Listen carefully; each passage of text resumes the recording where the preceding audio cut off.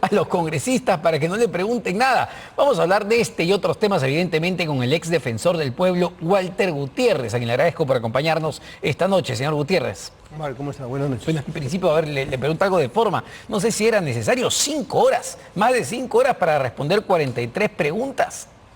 No, en realidad no, porque los temas centrales que están atravesando, digamos, este gobierno, la inseguridad ciudadana, la libertad de prensa o el derecho a la información que está siendo amenazado, atacado, es decir, las operaciones de la presidenta, y si la presidenta ha mentido o no, si la presidenta habría abandonado el cargo o no, el rol de del gabinete, es decir, del Consejo de Ministros, y en esto, si hubiera tiempo, me gustaría en un momento detenerme, porque el gabinete, al mismo tiempo que es un colaborador, un cogestor del presidente, también es un filtro de control, es un contrapeso interno.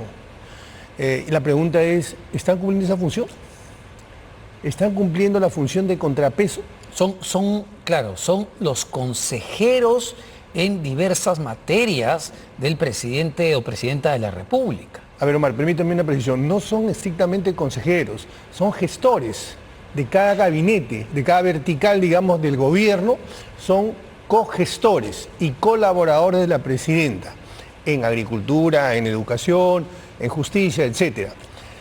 Pero al mismo tiempo son un filtro de control. La Constitución lo que hace es establecer un estatuto de poder, un estatuto de control. Usted está donde está, como ministro, como presidente, porque tiene que cumplir un conjunto de funciones que están en la Constitución. Yo colaboro con usted, pero también lo controlo. Por eso es que a sola firma el presidente no puede hacer nada. Necesita la firma del ministro, el refrendo ministerial. Ese refrendo ministerial yo lo estoy avalando a usted cuando firmo con usted. Por lo tanto, el día que yo no esté de acuerdo con usted, yo tengo que apartarme para poder salvar mi responsabilidad. La Constitución dice que el ministro es corresponsable administrativo, constitucionalmente y eventualmente desde el punto de vista penal si hubiera cometido una inconducta penal el presidente. Es decir, son los que le deben, y a eso me refería con consejero, pero son los que le deben explicar a la presidenta desde el punto de vista técnico, porque son los representantes del sector, de qué sí se puede hacer y qué no se puede hacer. Correcto. Y por ejemplo, ya para aterrizar, porque es un tema, digamos, conceptual, entonces si en el Parlamento, no sé si algún congresista le ha hecho esta pregunta, bueno, usted nos está diciendo que esto es lo que han hecho en teoría, supuestamente, así están gobernando. ¿Y cómo están controlando? Por ejemplo, vamos a poner algunos ejemplos. ¿El Ejecutivo está cumpliendo su labor de contrapeso respecto del Congreso? Claro, poner, digamos, quién le pone el cascabel al gato, porque el presidente del Consejo de Ministros está en el Congreso. El Congreso está promoviendo una ley que tiene que ver con la difamación, que tiene que ver con la rectificación y que en el fondo es una ley de entraña constitucional, lo podemos discutir, pero es labor del ministro de Justicia, es labor del gabinete, es labor del presidente pronunciarse y decir esto no está bien. Y en ese sentido, entonces, Gustavo Adriancén, el premier en este momento, ¿es un fantasma en la práctica como lo ha calificado Alberto Tarola? Mire, Omar, yo no pienso ni hablo por contagio. Esa es una opinión de Alberto Tarola, yo tengo mucho aprecio, pero yo no comparto necesariamente ese calificativo. Lo que creo es que no están cumpliendo su función. Le voy a poner otro ejemplo. No es un fantasma, pero no cumple su rol que debe cumplir como premier. No cumple su rol, en eso comparto, no lo llamaría un fantasma, pero no cumple su rol como debería cumplirlo. Pero me imagino que le ha dicho fantasma porque evidentemente no tiene peso, no está presente, no se manifiesta, ¿no? Que es más bueno lo que usted está diciendo de alguna manera. El Consejo de Ministros está ahí para ayudar a la presidenta, pero también para atajar cualquier desborde y decirle, no, esto no se puede hacer, como usted bien acaba de señalar. Tal vez en ese sentido lo está diciendo Alberto, porque lo más difícil es decirle no a un presidente. Y le quería poner un ejemplo. Mire, el ministro de Justicia está haciendo audiencias por todo el país. ¿Para qué? para debatir o discutir sobre la pena de muerte. De entrada, él mismo ha dicho que sabe que eso no va a conducir a nada. Y hay algunos ministros que han dicho que no están de acuerdo. Yo le voy a hacer una pregunta. ¿Y para qué sirve eso? ¿Para qué está gastando usted dinero? ¿Por qué está viajando? ¿Por qué está haciendo esas audiencias públicas? Es como si usted y yo perteneciéramos a un directorio y a un gerente se le ocurre hacer una actividad para la nada. Es puro show. A ese señor, en una empresa privada, lo hubieran despedido en 2 segundos, 3 Claro, quintos. pero por eso, es puro show avalado por su jefe, que es el premier, y su jefa, que es la presidenta. Pero no es solo eso, están gastando recursos públicos.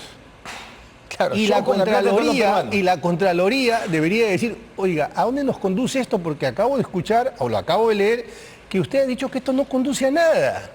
Entonces, en el Congreso, lo que debieran hacer los congresistas es decirle, ustedes cómo entre ustedes también se están controlando, porque así como colaboradores son respecto a determinadas políticas públicas u objetivos, también son, digamos, entre ustedes se tienen que controlar y controlar a la presidenta, porque esa es la lógica de un Estado constitucional, controlar el poder, que no se desborde el poder y que se enderece hacia el propósito que dice el artículo 44 de la Constitución, servicios públicos y materialización de derechos. Y, digamos, en base a eso, lo que manifiesta que no se está cumpliendo el rol, ni el presidente del Consejo de Ministros, ni el gabinete están cumpliendo el rol que la Constitución les exige y les da, se amerita un cambio de cabeza, un cambio de premier.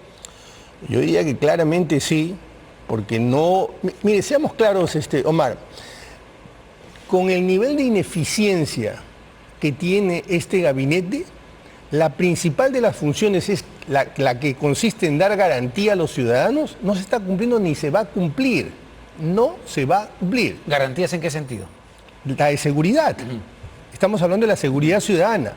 Proveer de seguridad que permita que uno pueda transitar libremente, que pueda hacer algún emprendimiento libremente, que su integridad esté garantizada, que su libertad, su vida esté... Eso no se está garantizando. Es decir, desde este gabinete no va a salir ninguna estrategia clara para que la situación cambie. Le voy a poner 3 casos muy concretos.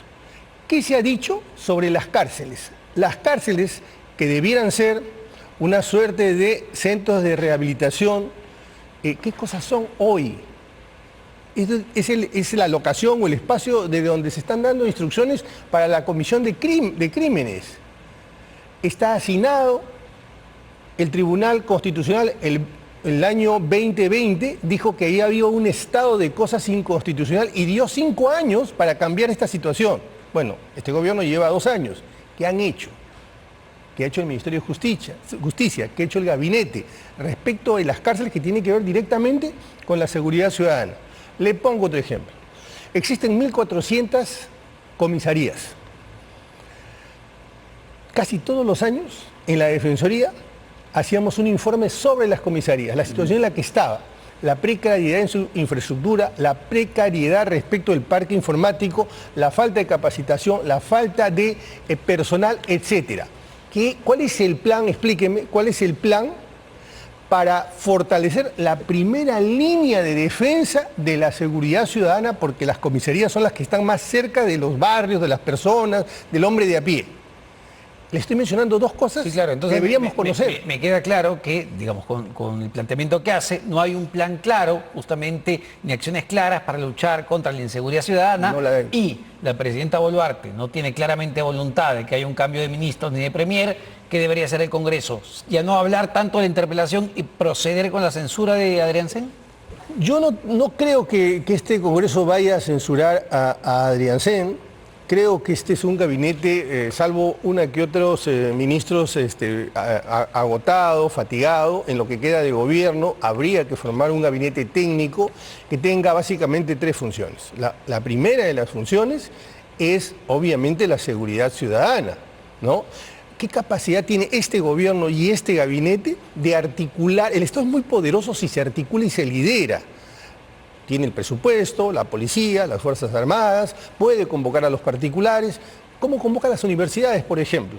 ¿Qué están haciendo las universidades respecto de la seguridad ciudadana, que debería ser el espacio de propuesta, de debate? ¿Y por qué cree que no puede articular nada? ¿Por qué cree que, pese a las conversaciones, a los cuartos de guerra, las reuniones que hay, no se logra articular una verdadera política? ¿Tiene que ver con las personas? Tiene que ver con la capacidad, digamos, para manejar la cosa pública, tiene que ver con cierta experiencia, cierto conocimiento, cierta formación, cierta capacidad, digamos, de articular y convocar.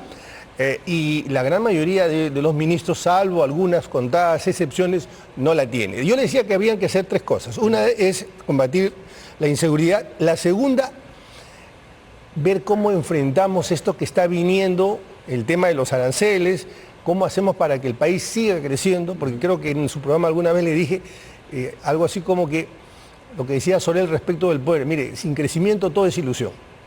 Sin crecimiento todo es ilusión, porque necesitamos solventar los servicios. Combustible para avanzar. En efecto, así como Sorel decía que sin el poder todo es ilusión, bueno, sin crecimiento todo es ilusión. Y la tercera cuestión, que sería lo último que yo le sugeriría a un nuevo gabinete, es llevar unas elecciones limpias, transparentes, que nos conduzcan a un cambio de gobierno. Pero entonces, digamos, en esta última etapa, por lo que hemos conversado, sí urge un cambio de gabinete, venga de la presidenta o venga del Congreso de la República, es necesario refrescar el gabinete. Es necesario, claro, muchos dirán, no cambiemos nada, pero es que, mire Omar, la inseguridad crece a una velocidad galopante y cada vez es más preocupante. Ahora, justo hablando de roles, que es muy importante lo que usted ha mencionado al inicio del programa, ¿no? ¿Cuál es el verdadero rol que tiene un premier? ¿Cuál es el rol que tiene un gabinete? El presidente del Consejo de Ministros, Adrián Sen, en el Pleno del Congreso, respondió justamente las críticas que señalaban que él y muchos ministros, o algunos de los ministros, eran unos adulones. Y le ha dicho que no, que de ninguna manera, que ellos cumplen un rol técnico. Pero le pregunto, ¿se han convertido él y algunos ministros en adulones de la presidenta de la República? Incluso ayer la congresista Chirinos me decía, en unos piquichones de la presidenta de la República. Sí, no es el lenguaje que yo utilizaría, pero desde luego a mí no me gusta ese papel que cumplen los ministros. Uno tiene que detener, atajar los excesos del poder y en última instancia tiene que tener capacidad de renunciar. Siempre debe tener capacidad de renunciar.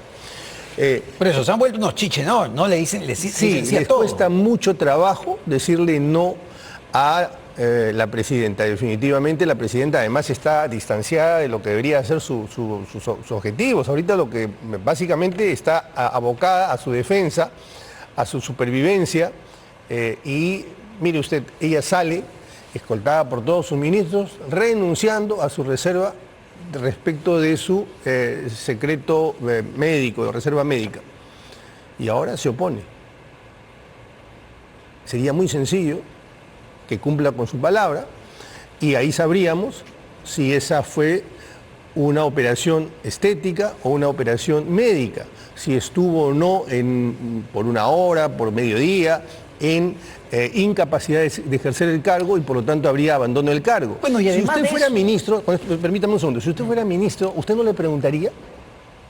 No, y además de eso, no solo le preguntaría, sino que como ministro de Estado me hizo la presidenta pararme a su lado en un mensaje a la nación donde efectivamente dijo lo que usted dice que dijo, que le levanten el secreto médico, que ella estaba dispuesta a responder todas las preguntas de la fiscal de la nación y luego dice que por favor no le levanten el secreto médico. Es decir, me hace pararme a su lado como ministro de Estado para que luego mienta de manera flagrante a todo el país. Y le acoto algo. Mire, a nivel del sistema interamericano de derechos existe un estándar que se llama estándar de mayor umbral de tolerancia. ¿Eso qué significa en castellano, en simple? Significa que cuanto más poder tiene usted, menos privacidad tiene. Usted tiene que tolerar un mayor escrutinio de su esfera de privacidad. La presidenta está en el vértice del poder. ¿Eso qué quiere decir? Que prácticamente no tiene vida privada. Porque incluso sus enfermedades tienen que ser conocidas. ¿Por qué tienen que ser conocidas? Porque el artículo 118 de la Constitución le da a usted 20 atribuciones, 20 competencias de enorme importancia que tienen que ver con la vida de las personas. Y si usted, por supuesto no queremos eso, pero si usted tiene Alzheimer, por ejemplo, necesitamos saber si está en condiciones de tomar decisiones de Estado. Y que además acá hay indicios bastante, digamos, importantes, nada menos que los testimonios de su ex amiga, que fue su secretaria personal, del médico cirujano que la operó, el doctor Cavani, que ha brindado información al Ministerio Público, que ameritarían que se levante el secreto médico. Pero quería ir a otro tema, para no salirme del campo de los ministros, porque no solamente es Adrián Seña, efectivamente, sino que hay un grupo de ministros, no todos, hay algunos que sí vienen tratando de hacer su trabajo en el gabinete, pero Morgan Quero, el ministro de Educación, ¿no? Para entrar también en los temas de seguridad ciudadana. Hoy, en un evento público, en un colegio, hace nuevas arengas. Se ha empecinado el ministro en hacer arengas con los estudiantes y les pregunta si prefieren estudiar o parar cuando mañana se está anunciando un paro de transportistas porque literalmente los están asesinando en la cara de policías y militares. Vamos a escuchar qué es lo que dijo el ministro Morgan Quero con estudiantes. Por eso yo les pregunto, ¿ustedes qué prefieren? ¿Ustedes qué prefieren? ¿Trabajar o parar? ¿Qué prefieren? ¿Estudiar o parar? Todos queremos trabajar y todos queremos estudiar. Bueno, qué fácil es hablar además cuando se tiene pues tu seguridad del Estado, ¿no? Cuando tienes a los policías, las motos que te cuidan para que no te pase absolutamente nada. Le pregunto, el ministro Quero y algunos ministros viven en otra realidad porque lo que hacen es cuestionar justamente a aquellas personas, a aquellos trabajadores que quieren paralizar, como son los transportistas. ¿Viven en otra realidad? Yo podría responder esa pregunta cuando él dice, ¿qué prefieren ustedes? ¿Trabajar o parar? ¿Dejar de estudiar o parar?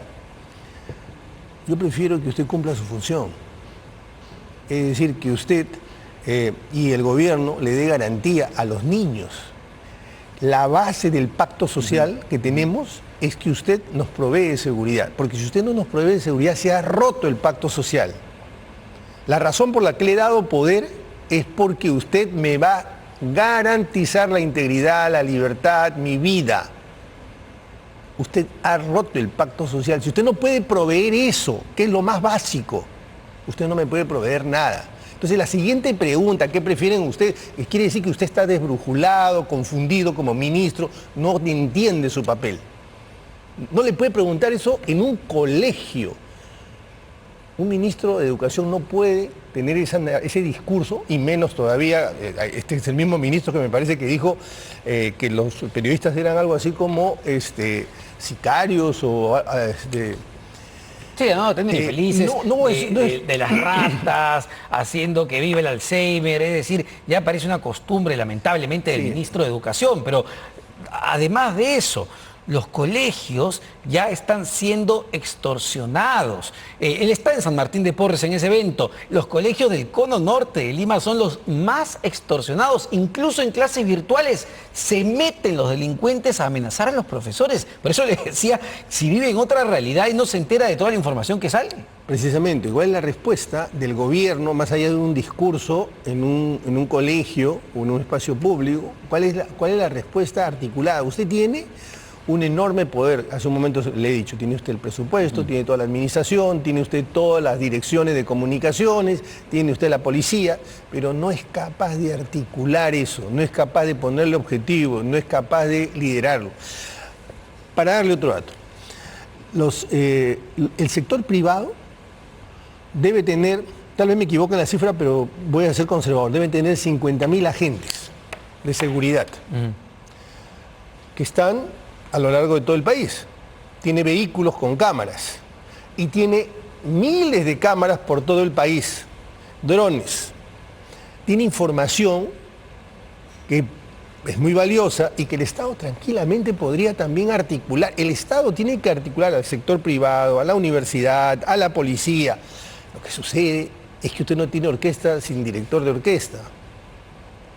No es posible conducir un barco sin capitán, y desafortunadamente no tenemos eso en el gabinete en este momento, porque creo que la evidencia es ostensible, es un hecho objetivo, más allá ya de las opiniones respecto de tal o cual. Hay ministros que sí, yo creo que están haciendo un papel importante. El ministro de Economía, por lo menos, Salardi, sí, es un ministro que hizo un gran papel, yo lo conozco, tuve oportunidad de conversar un par de veces con él, hizo un importante papel en proinversión y me parece que está haciendo un papel interesante también en el gabinete. Es decir, no todo es malo, pero, digamos, el colectivo, la mirada corporativa del gabinete para mí es negativa y desafortunadamente yo no creo que puedan atender estos tres desafíos que acabo de mencionar.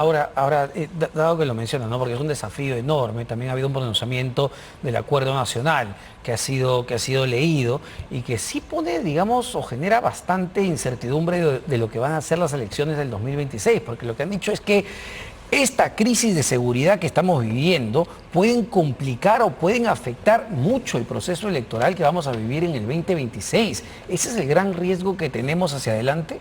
Hace un momento exactamente es lo que dije. Mi pregunta es, ¿este gabinete está en condiciones de contribuir a que se lleve un proceso electoral seguro? ¿O más bien nos va a poner en una situación de vulnerabilidad? Porque, ojo, el proceso electoral lo conduce el Jurado Nacional de Elecciones, la OMPE, la RENIEC, pero quien crea las condiciones de seguridad es el gobierno. Y no va a haber elecciones, como todos quisiéramos que haya, si es que no empezamos a detener esta situación de inseguridad ciudadana. Por eso es mi llamado de atención respecto a estos tres temas que acabo de mencionar. Es decir, puede haber situaciones, pensando solo en lo que ocurrió en Ecuador, por ejemplo, a eso me estoy refiriendo. En México, ¿no? Donde se termine asesinando a candidatos, sea a la presidencia, al Congreso, a las municipalidades.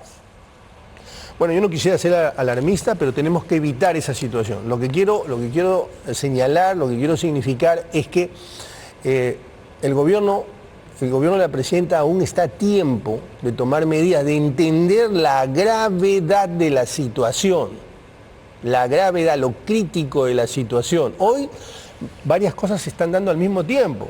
Mire lo que está pasando en el sector externo, nuestra economía es muy pequeña. Mire el problema de inseguridad que tenemos. Mire la presidenta que ha hecho en el Acuerdo Nacional. Lo primero que hace es criticar a la fiscal, cuando ese no es el rol de la presidenta y ese no es un espacio para ese discurso. Claro, en el acuerdo decide atacar, cuando lo que tiene que hacer es buscar articular al Estado. Ese es su rol. Ahora, una última pregunta. No sé qué opina de esta propuesta que ha lanzado la Defensoría del Pueblo, el defensor Walter Gutiérrez. No, Walter Gutiérrez. Perdón, no. El defensor José Gutiérrez, comparten apellidos. Sí. El defensor José Gutiérrez, de que las motos no circulen entre 6 de la tarde y 6 de la mañana. Entiendo que han retrocedido a raíz de la crítica. Mire, la Defensoría es una institución que tiene una larga trayectoria, ha sido una institución muy sólida, y todo lo que yo le estoy mencionando, lo de las comisarías, lo de el hacinamiento en las cárceles, son informes defensoriales. No es que yo por arte de birbiloque se me acaba de ocurrir, no. Es una experiencia que yo he vivido, he participado a lo largo de estos 5 años y pico que yo he estado en la Defensoría. Todos los años hemos hecho estudios de campo, hemos identificado los problemas, hemos hecho propuestas y hemos acompañado y hemos entregado estos informes a los ministerios. Yo creo que esa es la tarea. Yo, con todo respeto, le diría al actual defensor que tome esas líneas de trabajo, que estoy seguro que van a hacer provecho en su gestión. Que lea un poco más lo que ya se ha hecho y se ha diagnosticado. Que vea lo que se ha hecho y estoy seguro que él va a identificar ahí línea de trabajo. Muchísimas gracias. Encantado. A Walter Gutiérrez, ex defensor del pueblo. Vamos a una pausa, venimos para conversar con el ex ministro.